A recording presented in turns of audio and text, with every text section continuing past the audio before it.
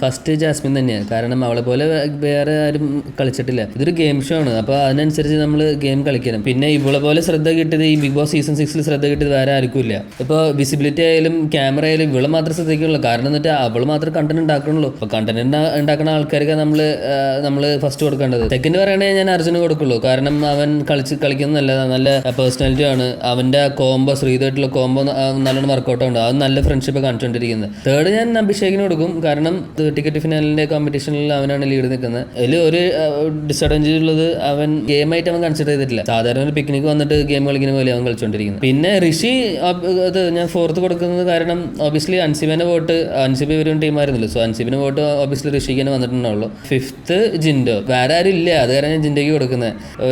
എന്നിട്ട് ഒരു ഉറപ്പില്ലാത്ത ആളാണ്. ഒരു എന്താ പറയാ, ഗ്യാപ്പ് കൂടെ കളിക്കാന്ന് അറിയില്ല. എല്ലാത്തിനും മെടയിൽ കൂടെ കയറുന്ന ആ വാക്ക് കിട്ടില്ല. അങ്ങനത്തെ ഒരാളാണ്. അതൊരു സ്റ്റാൻഡേർഡ് ഇല്ലാത്ത കളിയാണ് അവൻ്റെ ഉള്ളത്.